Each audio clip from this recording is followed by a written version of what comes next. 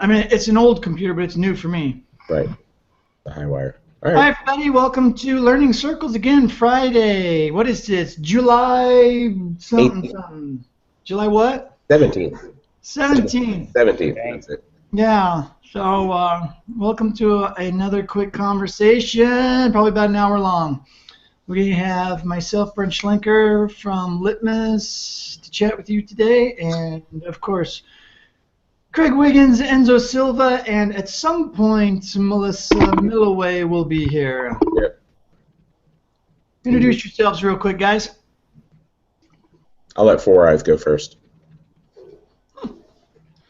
This is Enzo Silva. I'm a learning strategist here working at SAP, and I'm trying to look a little bit smarter today with the glasses, if you can see that. It's a very good look.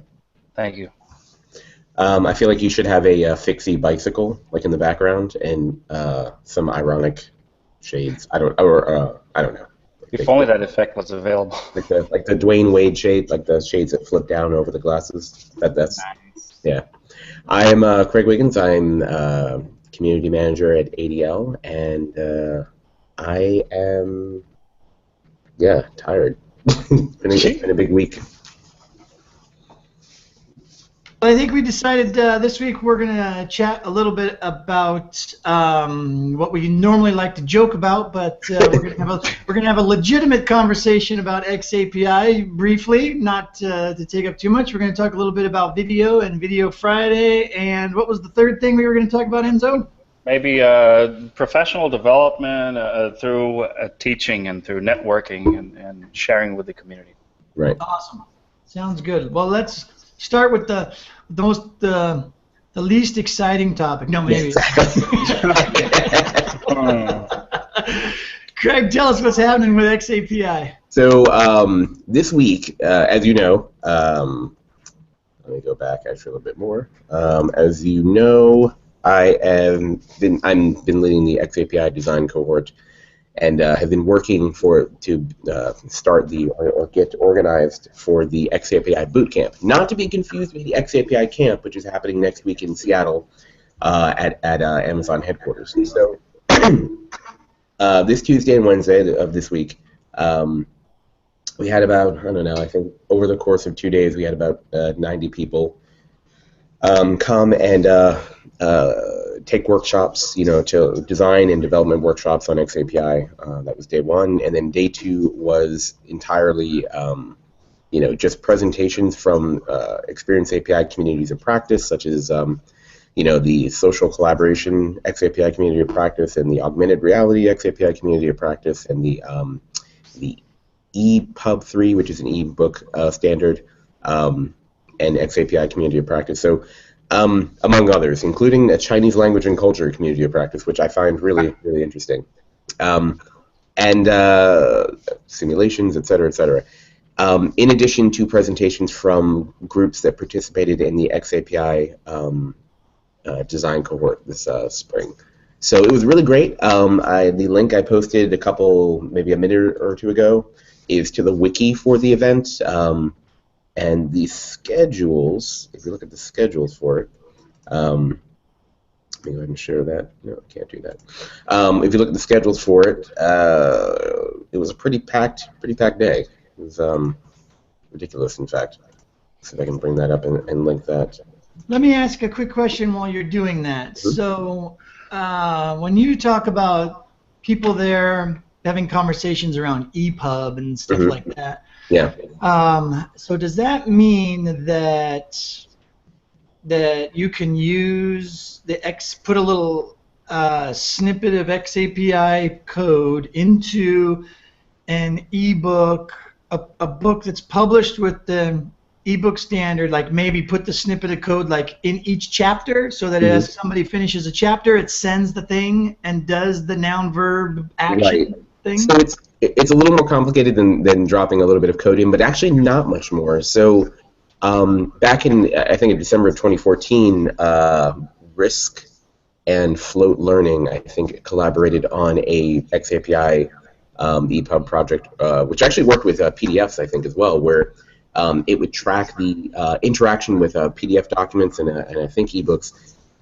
So in theory, and actually in practice, it would allow for annotation and commenting, in a book, as you can do with an ebook or a PDF document. Right. So let's try to dumb this down for me. Okay. All right, I'll do my best. Maybe it'll be more. Maybe it'll be helpful for others too that need this. Yeah. So when you say it works with annotations and whatnot. So somebody goes into a PDF file and they do an annotation. Right. Does the XAPI call just track? It doesn't track the content that you annotated. It just says Brent Schlenker annotated in such and such a PDF. So technically, it can do both. It just depends on what you want, right? So in most cases, depending on what you're looking for, and a lot of this goes back to, what do you want to know about the learning experiences that your students or your learners are having? But just to answer your question, yes, in a statement you could say, Brent, annotated line 12, whatever. But in that statement, you could also have additional information, which could include the actual content of the actual annotation. Wow, and we've already mentioned this before in another discussion, but data privacy would be scary there. Yeah. So one of the things among the many sessions that I helped to lead, I did XAPI statements for non-developers, and starting from SCORM, to get to XAPI, a beginner's guide, which actually went over really well. Designing an XAPI learning activity with CMI5, but my last real session of the first day was a session on XAPI and learning analytics. And I'll be making, I'm working over in the computer over here to make all of the presentations public on the GitHub site that I shared, the link that I shared before. So that should be done by, close of business Monday of next week. But so you guys can check those out and stuff. But one of the things that we bring up is, yes, like data privacy is an issue, but I mean, so is, Twitter, or apparently submitting your information to OPM, as all of us government associated workers found out recently. So, I not to dismiss that, and not to dismiss the growing, I don't know what to call it. There's a group or a movement of social data ethicists who are trying to find ways to make sure that ethical, the ethical use of data actually prevails as opposed to just kind of willy-nilly hurting people. Mm-hmm. So yeah, I mean I don't want to downplay your concern, Enzo, but I think people can get out ahead of it as long as we don't make the same mistakes we did with the web, back in the day. Yeah, and as long as there's full disclosure on what is being collected. Oh yeah, yeah. I think that's something we normally don't make clear when we're creating whatever e-learning asset. We don't explicitly say many times what is being tracked. Yeah, and actually that's true. In the past, learners, if they're going through e-learning, they had a pretty good sense of what was going to happen with their information, right? I mean, not a whole lot, and not a whole lot about them was being dispersed, but what is really possible with the Experience API is actually creating learner profiles, which can actually, be plugged directly into competency frameworks that can shift, automatically with a learner's learning experiences as they happen. Their competency framework will shift based on the learner path and the goals that they're trying to achieve. So all of this information, including their preferences, and not learning styles, but their preferences in terms of, like, say, language orientation or other things, that's information that could theoretically be mined. Now, normally when we talk about, like, data privacy in the context of XAPI, we're talking learning analytics, we're talking about higher education, and we're talking about secondary education, which is, again, really, it is a concern, but it's not as... I think people get upset because we're all of a sudden we're talking about, like, large amounts of data that can be very personalized, that can get into the wrong hands. That should be handled, I think, the same way that we're trying to handle raising children in the world with the internet. So there's a great conference that I went to a few weeks ago, put on by the Computer Research Association in conjunction with the National Science Foundation. And it was about, essentially, it was about big data in education. And there was an entire panel on, I guess, ethical use of data And the example that they used, and I know I don't want to go too far afield here, but the example that they used was, you know how Facebook gives you at the end of the year, and Google Plus does this as well. They give you, hey, look at your awesome year, and they, put your pictures to music, and it's very, it's very attractive. What if your child died that year, or you were in a terrible accident and spend most of the year like recuperating from something, or you got fired, or you became homeless, or whatever. Like you don't want that information, and people have actually been very gutted by this unasked for intrusion is what it is. Now, the thing about this is that that is an algorithm that is doing that. If a person did that to you, you'd punch them in the face. The feels would be overwhelming. But this is an algorithm that was created, with a certain with a certain number of assumptions. So I think the way we look at the use of data and automatic and the automation of certain things using data as the joints by which we can turn a learner's path, we need to spend more time considering what could happen, including basically misuse of the data that's actually being collected. So yeah, I'll see if I can find that link to that panel, the paper that preceded the panel. To share.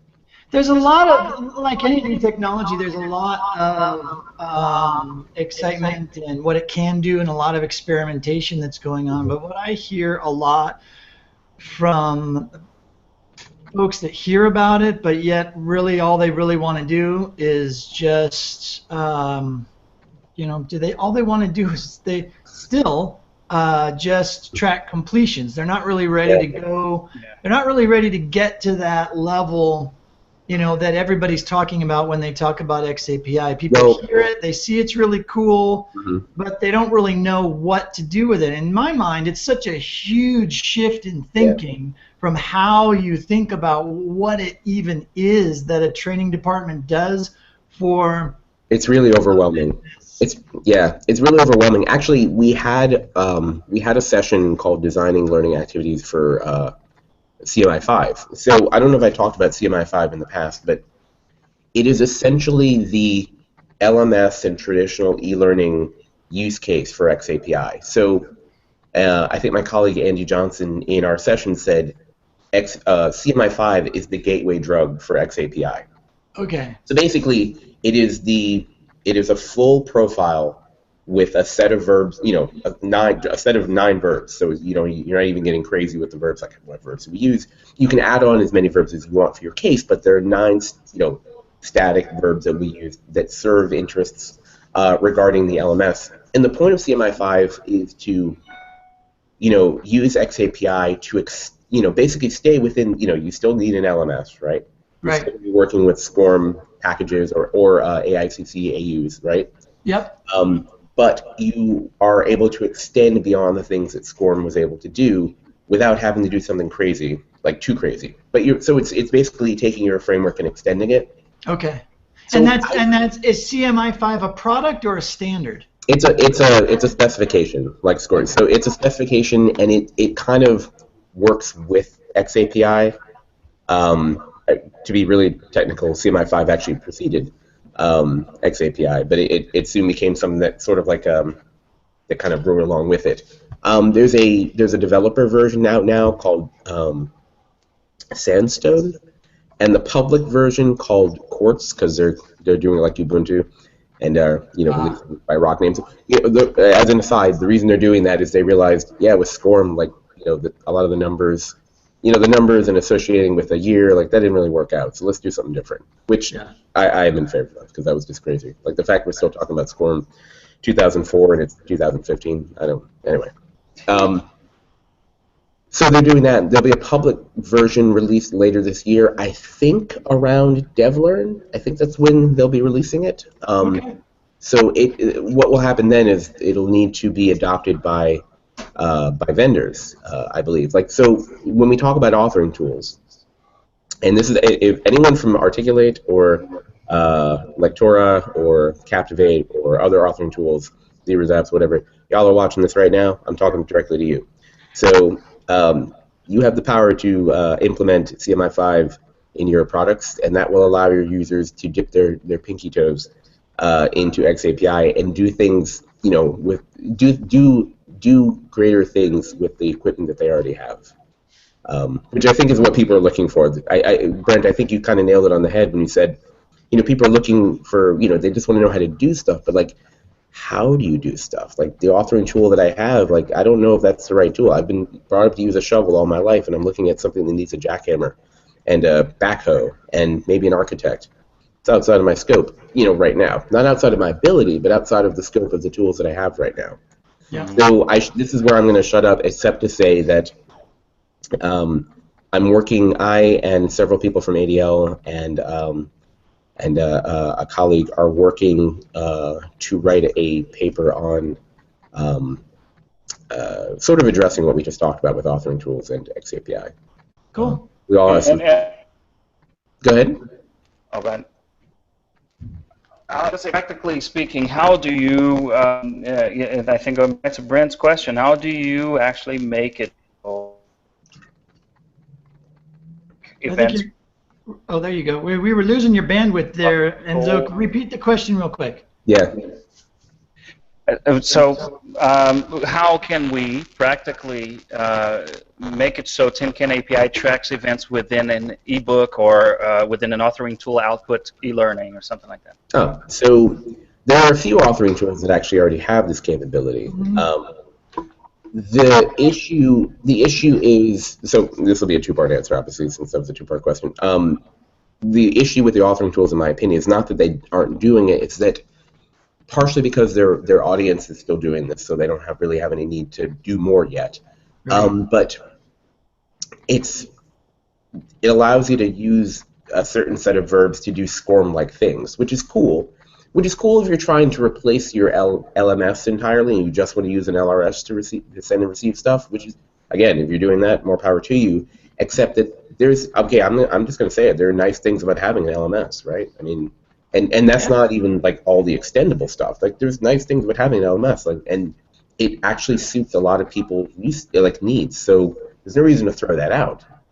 You just want to, you don't need to, you can extend that, but right now, what I think a lot of the tools offer is a way to kind of cut it out or kind of go around it. You may want to talk directly with either the vendors of LRSs or someone like Brent who is working with an LMS, or the authoring tool people. So there's that. The EPUB example, with that, you'd have to, much like anything else, much like EPUB, much like, I don't know, with simulations, if you're working with the Unity engine or Unreal, if you want to do it in that regard, which you can, people have done that, or in augmented reality, you need developers to go in and actually, write, and that's the difference right now is that there's an article that a bunch of us wrote for the Guild. We have like a series of 6 articles, with the last one coming out hopefully in August. One of the articles we wrote about was like, okay, this is how it gets done, right? And I think the tough pill for us to swallow, like people like 3 of us on right now, and Melissa when she gets on, is that we're used to having an idea, plotting it out, and like we're and if we need to be, we can be a one-person shop. Like everybody, all 3 of us have done and probably continue to do stuff where we're everything. We are the graphics department. We are, we are the LMS administrator. We are the developer. We are the designer. We are the we do all the needs assessment and do the analysis on that and do the presentation and do the business and do the business side. Like we can do everything. And the problem right now, you can't see it, but over on my window, and I'll turn this around so you guys can at least see sort of what I'm talking about. But on my window, I have 5 questions associated with this, with XAPI. So one is, how much data science knowledge should the common L&D practitioner have and why? What does an instructional designer need to know about XAPI in order to take advantage of it? What competencies must an ID master in order to take advantage of XAPI? What competencies are more likely or best outsourced to other parties? And this is the one that actually kind of is relevant. Given an ISD or developer who currently uses an authoring tool to publish content and an LMS to host it, can the same level of self-sufficiency be achieved when incorporating XAPI, given current open source and commercial tools, that is? So those are my 5 questions that I need to answer for our community before I feel like I'm doing my job properly. And so the 4th question, what competencies are more likely or best outsourced to other parties, is almost the entire point of one of those articles. It's, this is how this gets done. This is the part you're going to need a developer to come in and help you with this because you want this done. Now, the good news is that would almost always be the case if you're handling something non-SCORMy, because there are no abstracting tools to handle that for you. I would love to have Joe Gansey back and actually talk about his thoughts on the future of authoring tools in light of XAPI, because the reason we've been comfortable with what we have is that we're all kind of doing the same thing. So we've been able to be abstracted away from having to understand SCORM. Anybody who understands anything about an IMS manifest is already like ahead of 50% of instructional designers. Those are nice. So if you need an authoring tool for understanding, for helping to teach someone how to shoot better, or to be a better marksman, and the whole shebang, not just aiming, not just actually hitting the target, but also your proper stance. When you're prone, or when you're on one knee, or when you're standing, is your breathing correct when you're squeezing the trigger? You can actually track all of that information in the context of execution and in practice, but there are no tools really to allow you to make something like that. Those tools don't exist yet. So and I guess that's what I'm getting at mostly, is that it's really hard to. I'm getting an echo from somebody. Well, it's hard to. The problem is it's hard to do by yourself. What it does mean, though, is and this is a problem that I want to write about, and it's about kind of exclusion. I think we touched on this a few weeks ago. Like, what is an instructional designer? Like, what really is an instructional designer? Because honestly, I mean, not to get people mad, if you're a real instructional designer, the prospect of being freed from having to make everything yourself, but able to design, like if you had everything available to you, what is the actual best solution for dealing with a performance issue? All right, think it up. Like, forget about these freaking tools. Forget about everything. Just what is the best possible solution? Okay, how closely can we approximate that? Okay, do we have the technology to actually leverage that? Possibly. Let's see if we do. Then you deal with questions of like, well, will the budget support it? Probably not. Okay, so let's go back and, that's fine. But like previously, like we would always say things like, well, the budget doesn't support it and blah, blah, blah. Still true, but a niggling problem in the background is like, we don't even know how to make this work technologically. I think that's scalable. I think that's where the titles come in and get a little bit clouded, right? Because I think, from what you just described, to me, instructional designer just doesn't fit. Like what you're talking about is serious sort of consultative solution. But okay, thoughts and whatnot. It's not really an instructional designer. To me, an instructional designer is a couple levels below that. Well, maybe they are. So I'm not going to argue that fact. I think that may be the case. So Scott Parker was at both days. He was in my augmented reality XAPI design cohort group out of like the 10 groups that finished, and he and Japhus Doswell from Juxtopia did a presentation on their work with making augmented reality training for using a wrench, which is going to be awesome.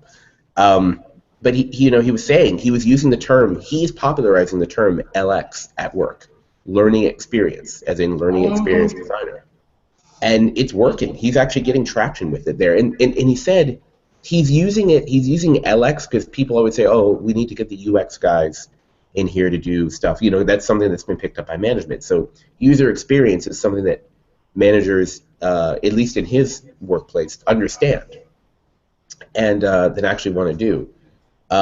So he says, well, okay, well, what about the LX guys? We need to handle that portion. So we need to be in on this meeting. And I'm not telling people how to, define what it is that we do or supposed to be doing. I think Cami and Kathy Moore and a bunch of other people have done a really good job on that. Same thing with Ellen Wagner. But I think you're right. I think I think XAPI, among other things, is forcing in the use of data science and the growth of technology is forcing us to start separating and maybe defining a bit more. So I don't like to worry about it too much myself personally, but I do know that it becomes an issue when you start talking about companies and their HR departments, and they have to put everybody into a bucket and and all that kind of stuff. So yeah, it becomes just a mess if you don't have the right term. And maybe it's still instructional designer in all the systems, but the responsibilities are just kicked up to more of a strategic and solutions level or something like that. I don't know, but that's not for us to decide, right? Hey, I don't know. It depends. I don't know where I'm going to land after where I am right now. Maybe I'll be in a position to say, this is how we're doing it. so yes, it actually is for us to decide. I think. So Melissa, yes, you walked in on XAPI once again because I am on this thing and I'm going to talk about it. I've drunk almost this entire thing of ginger beer because I've said it. So I was like, the first thing I walk in on is XAPI. Right. Well, what I would say, we got into an interesting discussion. We're gonna pivot off of XAPI and talk about something else. But we were talking about the XAPI bootcamp that we had here at the Alexandria, Virginia office of ADL this Tuesday and Wednesday, and it was a really great success. I will have video of the presentations and pictures and the actual decks themselves up on the GitHub site, and I'll go ahead and post that again just in case people need to see it. But yeah, it was really cool. I learned a lot of stuff. We designed a XAPI enabled fridge, which was the best exercise. Like we just used whiteboards and we broke it down. We taught people how to make XAPI statements by basically walking them through the design process for an XAPI enabled fridge. Wait, did you say fridge? I did. Like counting how many items you take out of the fridge? Like everything, like reporting calorie stuff. Having your nutritionist basically be able to interface with the thing, understanding when you need, like when you're out of stuff, when stuff has gone bad, when you need something, tracking the the entry, denying entry to people, to certain people in the house. Okay, so I, at the risk of dragging this out, I just have to ask the question. Sure. So, I've been under the impression that XAPI is for learning, right? It's for the learning world. But the more I hear people talk about it, and the more solutions I hear people creating, I start to think, wait a minute, time out. Aren't there other technology standards out there that industrial manufacturers are using and stuff like that to communicate effectively that type of data? Well, so yes, so there's two answers to that. One, yes, they are, but two, they're all segmented within their particular industries. And three, most of them are not both machine readable and human readable. So it doesn't seem like it at first glance, but when you look at XAPI statements, especially even ones that are in JSON, not just the ones that say like Craig did this, when it breaks down, you can see the mbox and all that stuff. Like we can read it. Whereas like if you look at some of the standards to communicate information between machines in a Honda assembly plant, like that's not for us to be able to read, and that's fine, right? But it's limited. Okay. But I think you're so you can stack XAPI calls on top of those other types of standards. So there's a machine, like for example, in a manufacturing plant, might be sending data about the machine and talking through Internet of Things type, discussions, technology, data transfer. But then you also have XAPI calls being transferred as things happen. Right. Again, because the information that XAPI that is expressing, again, it's just a data transport standard. Right. It's talking about it. It's doing is describing experiences. It's up to you to figure out, up to us to figure out how to design data flows that basically feed into a bank that we can draw from to be able to tell us, what we want to know. So the end result of what we want from an LMS in a lot of cases is we want good reporting, right? We want good, flexible reporting that'll give us exactly what we want. And that is like the white rabbit for a lot of people in L&D. Like you can spend your entire careers, right, trying to figure out what LMS to get, and again, no offense to present company, a shit ton of money trying to find, trying to build custom stuff so you get exactly what you want, so you can like shoot it upstairs to the C-suite so your CLO looks smart. Maybe, as opposed to, necessarily informing properly and then doing proper data science. You can show, okay, we need to change our training for this cohort of people because X, Y, and Z. So where did Enzo go? What's that? Where did Enzo go? I don't know. I think there can only be 3 of us here at a time. Who knows? No, I actually have a hard stop right at 10:30, so I want to move us on here. All right. We'll move on to oh man. So before I get to the other thing and then transition to the thing that you were talking about, it's okay. We can totally scrap that. I'm really interested in this link that Melissa submitted about home analytics, tracking home Google Analytics. I think that would be cool. Yeah, very cool. My friend Nico, I think he works for Google, or he does something with Google. He's always on Google's campus. He lives in Philadelphia, and he has like so many hits on that post too. It's all about using Raspberry Pi, Python, and Google Analytics to track. Right up my alley. So wow. It's really cool. Check it out. He has like 1,004 likes for Google Plus on it. It's like crazy. Yeah, so there's a really cool opportunity right now in the world to kind of put together learning data and experience information, and then kind of have the Internet of Things kind of enable all of that. And there was a gentleman named Anthony Altieri who is what you guys have met before. I know who he is. Yeah, he came down for the boot camp, and he was wearing a little like Raspberry Pi like computer with a screen, it was an LRS. Like he was wearing an LRS walking around, so he was actually able to show statements that, anyway, it was really cool. But one of the things that we got into in one of the communities of practice was the ability to track interaction with video using XAPI, and there were several people doing that. One of the things I wanted to call out was the actual video community of practice. So let's see if I can find that, which is run by Pankaj Agrawal. And I'm going to go and throw that link in the chat window here. All right. His name again? His name is Pankaj Agrawal, and he heads up the video XAPI community of practice. Oh, outstanding. I should get him in on the VidFry hashtag. If you absolutely should. He'd be totally into that. In fact, that'd be cool. Yeah. It's what. So what I thought I'd do is I happen to find myself just doing video stuff on Fridays for some reason, and I've been doing it for months.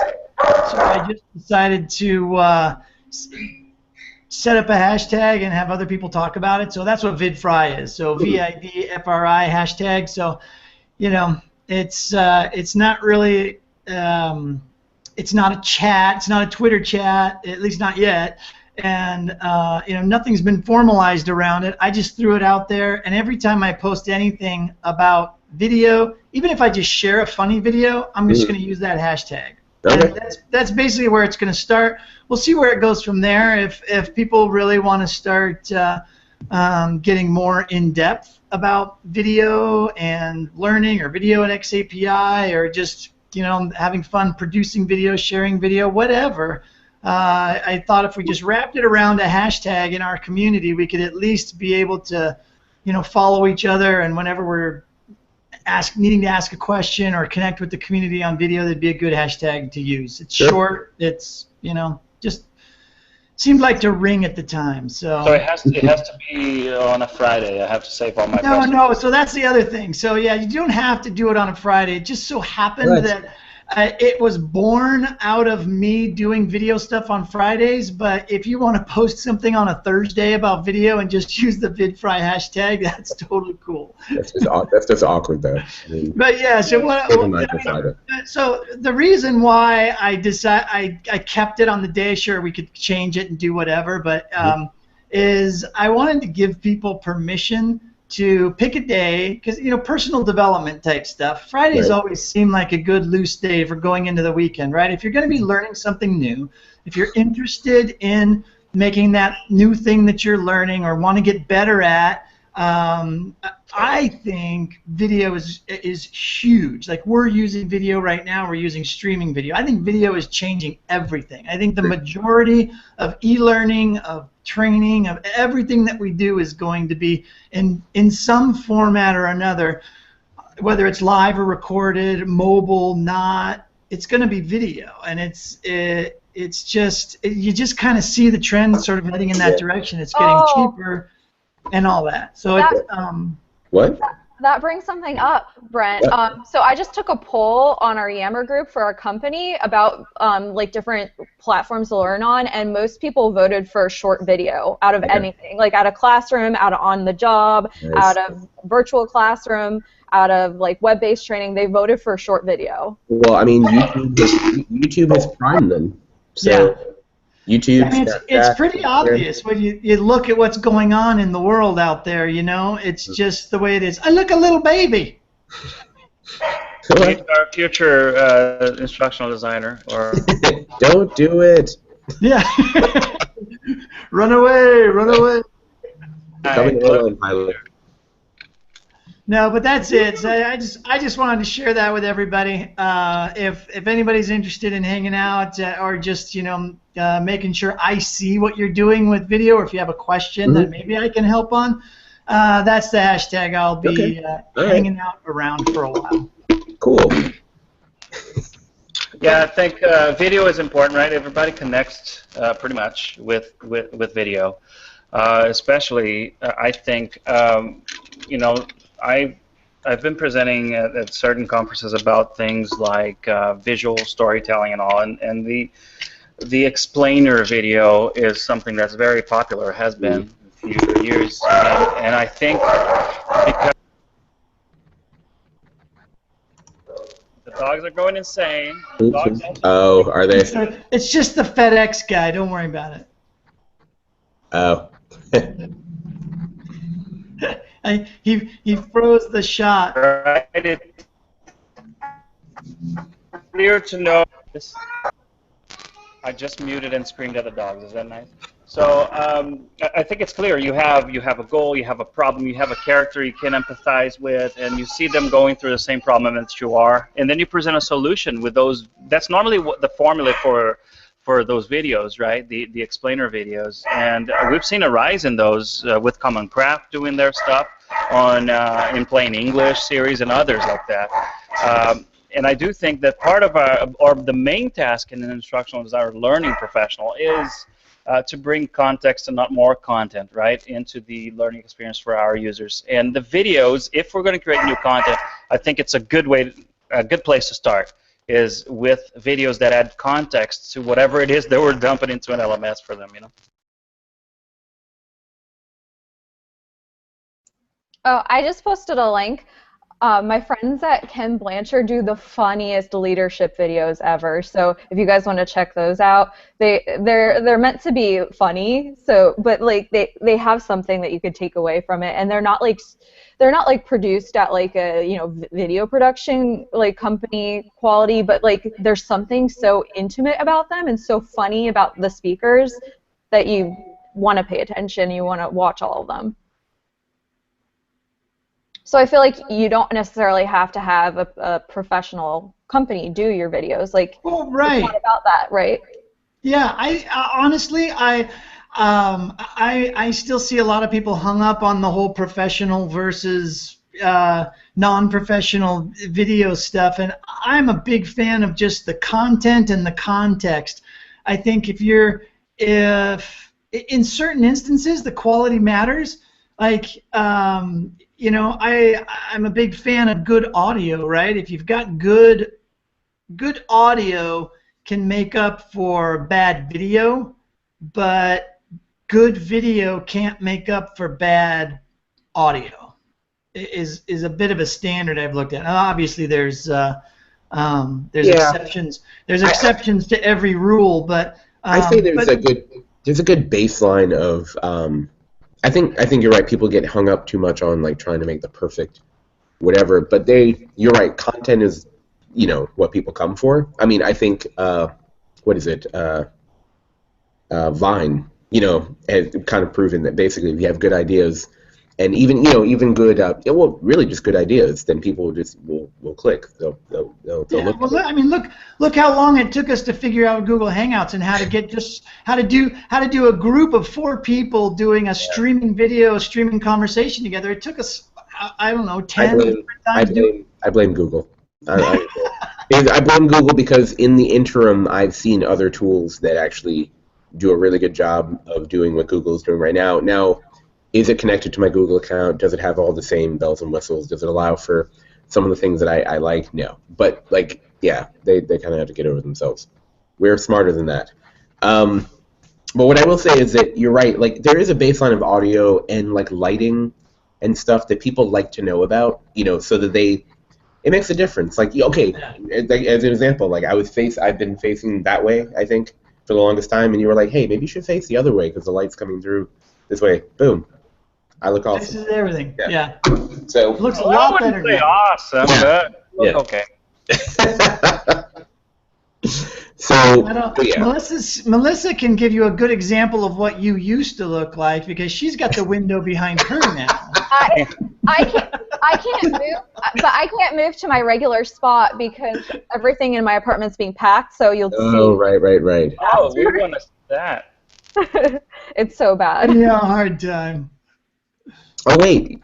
So what? Well, I mean, not that you need to tell everybody in the world, but people. I was talking to someone earlier today, Melissa, and they were like, "Oh yeah, I met this woman, Melissa Milloway. Do you know her?" I was like, "Yeah, I know." Who are you talking to? Where? I'm not going to reveal my sources, but he was like, "Oh, so she was at this Seattle event," and I was like, "Well, she's not there yet." Yeah. I don't know. You're internationally known. I'm not going to get into it. Yeah, he was visiting a prison somewhere. Right. Exactly. Well, I wonder if it was. Was it Aaron Silvers? Because I was talking to him about the Seattle event. No. Oh. I would have said Aaron Silvers because. They do that API there. Yeah, Craig, are you going to be up in Seattle for the one at Amazon? No, I wish I could. I'm still going through all the stuff from the event that we just had. Yeah. Yeah, if I could somehow teleport myself out there, I would. Mark Ehlert is over at Amazon now, so he I think he was in for the event, and it just kind of a perfect storm of stuff. Kirsty Kitto is going to be there, and she's working on something called the Connected Learning Analytics Toolkit. Yeah. And it's all. I mean, her work is just great, and she's really into using XAPI in interesting ways in the academic context. And I'd love to hear about it all. I just haven't. Yeah, Melissa, you do. You could have like showed. You could have jumped on the live stream day before yesterday. We had 8 hours of video. I'll have all the video up next week though. So if you want to look at it again. 8 hours. Yeah. I know. That's true. That's a good point. If someone today was saying like, "Oh yeah, remember that presentation?" I was like, honestly, no. I was just trying to make sure that everything was happening. Like I'll watch the videos later. You know, as I'm editing them, I'll get everything. So, but enough about that. And so you wanted to talk about networking today, conversation as well. I while you were gone, I had to mention that I have a hard stop at 10:30. So. Me too. I actually, as you can see, I have my son here. My wife went to pick up my daughter somewhere. Yeah. He's a little attention seeker. But I'm just writing a little article about, and I've always valued this, and I just want to write a little something about the power of teaching as a learning tool, or the power of giving to the community as a way to learn, you know. And I think many people that I encounter are kind of shy or afraid to share their experiences, and they don't realize how unique their experiences are. Maybe they have an article to write about X API, but it's going to look different from what Craig writes because that person is coming from a different background, different experiences. Maybe they had some experience in retail or healthcare, and it's different perspectives. And I hate to see people not sharing with the community because they feel like they don't have anything to contribute. Everybody has something. I think I know what you mean. You know?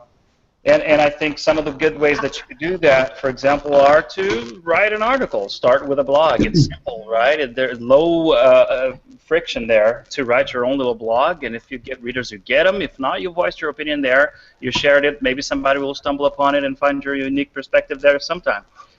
Submitting to conferences, you know. It is hard, but how do we help people do that? I think that's the thing. I think it's one thing to say, hey, start your own blog, but that blows people's minds. What if we could just, I'd be more than happy to use my own blog to allow people to just, post their thoughts on it. I don't care, or somebody else's. I mean, if we're really going to help people with the sharing and the teaching side of it, I think we need to be willing to take the hurdles out of the way and make it as frictionless as possible, right? Like I think inviting those kinds of people to something like this, or just do a quick interview with them and talking to them and recording it and then sharing that with everybody, I think is a lot easier for people like that. But I don't know, I could be wrong. No, that sounds right.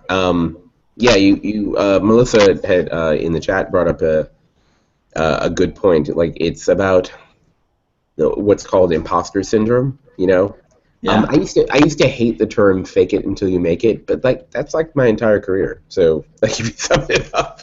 You know what? It's everybody's. It's funny. I saw on Twitter yesterday. It might have been during Learn Chat or something. Somebody said the older I get, the more I realize people don't know anything. The older I get, the more I realize people don't have a clue what's going on.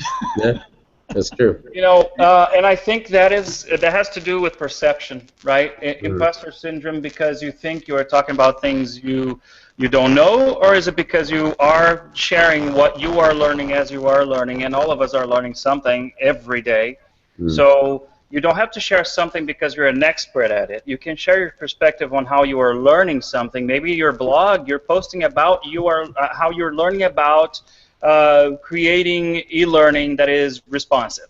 You don't know how to do it. You're not an expert, but you are learning it, and you're posting about your learning, and that's the value of blogs too, because they're like you're sharing the diary, your perspective of it. I didn't know this, but now I know this, and we're all learning something that we can share.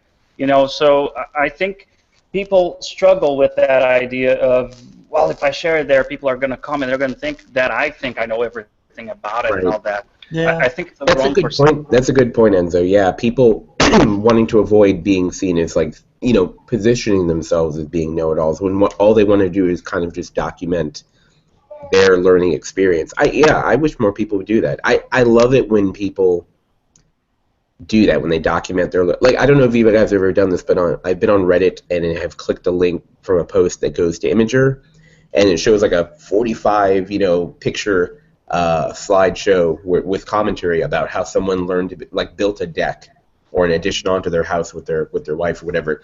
And they go, and I love it because they show every step in the process.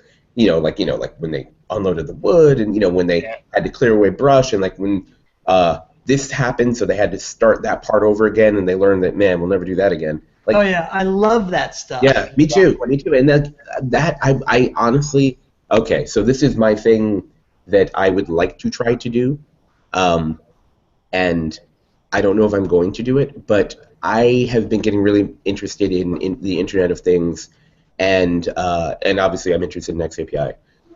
But I have not done projects yet where I am merging the two together myself, and I don't see a lot of stuff out there where people are doing things and then showing people step by step, this is how I set something up, and this is how I send statements, and this is what happened. So I think there needs to be more of that. more image or slideshows for learning technology. Well, Yeah. I feel like it's one of those things. Like I presented at a bar camp on freelancing, and I had only like freelanced like probably like once, and I was like, it's about starting the conversation. So I was like, I'm gonna start the conversation. You don't have to be an expert. You just have to start the conversation. The experts will come, and they'll be the people that help you to learn that. Yeah, Melissa, I think you're the perfect example. To be honest, I find, especially in our community, it's so refreshing to see and to talk to and to get to know and to meet the new people, the folks who are just coming out of school, who are really still excited about the industry. They want to. They want to talk to people. They want to share, and it's so refreshing for me. And I don't even remember how you and I originally met. If we Twitter. Met on Learn Chat or something like that, or just got connected. Will's the same way. Maybe it was when I did the hang chats or whatever. Maybe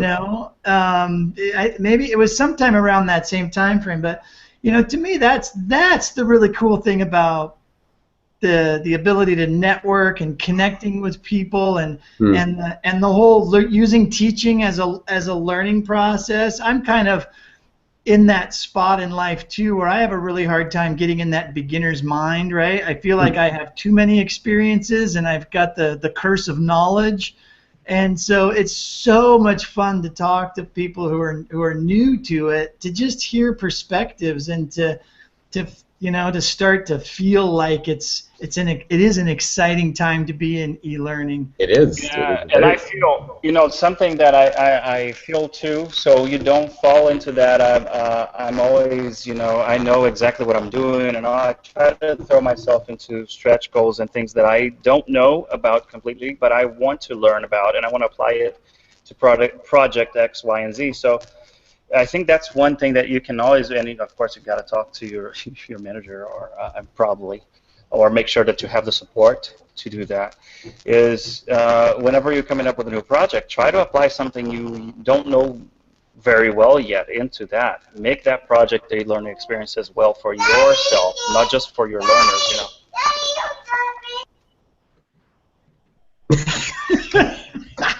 I love it. Learning something. I love it. All right, it's 10:27. We're probably going to have to wrap it up here real fast. So let's go do a quick round of awesome. Exit introductions or whatever we want to call it. So, Melissa, you weren't here to do an intro, so do an intro and an outro mixed all into one. Okay, and I also wanted to talk really briefly talk about. So I am moving to Seattle, and my boyfriend quit his job, and he's going to like an 8-hour-plus boot camp every day for 4 months. So I feel like once he gets into that, that might be something interesting to talk about from a learning standpoint. Yeah. Are you guys gonna be documenting that somehow? Yeah, well, he already has a GitHub, and like he's doing all this stuff to prepare for it, right. He had to do all this stuff to get in. So I'll definitely help document. Yeah, that would be really cool. One, just to know, but two, I'm sure you guys would love to look back at that, in a couple years and see where he was at that point. So. Yeah, definitely. So new things to come. Okay, I'm Mel Millaway. You can find me on Twitter at Mel Millaway. All my information's in my profile, and I consider myself to be an e-learning developer and instructional technologist, tech person with learning tools. Enzo, we'll let you go. Get back to yours. Or is he already gone? No, he's there. He looks frozen. Oh, he may be gone. He looks frozen. He looks very angry. He had to step away for a minute. So I'm frozen. Oh. Go ahead, Enzo. Wrap it up. I was going to say, I'm Enzo Silva. You can Google me, and there's not that many out there, but you might find some Brazilian country singer as you look it up. Oh. But Enzo Silva, EnzoSilva.com, you'll find me there. All right, awesome. Cool. Craig. Craig Wiggins, ADL Community Manager, e-learning jockey, and capoeirista. So I am available at OXALA75 on Twitter. or you can find me I have an About Me page. I remembered this the other day, so about.me/so-called Craig. So-called Craig? Yep. All right. So-called. Yeah. Did we talk about what the heck Oaxilla means? We did not, but that will take another. That's an entirely other episode. All right, well, that'll be our teaser for next 2 weeks from now, a fortnight from now, right? Yes. All right, good. That's awesome. Thanks. Hey, thanks for hanging out, all three of you guys. I love it. Every other week, I'm Brent Schlenker. Say hello at litmus.com. If anybody needs any LMS information, give me a ring. That's my thing. So we'll talk to y'all in a couple weeks. All right. Bye.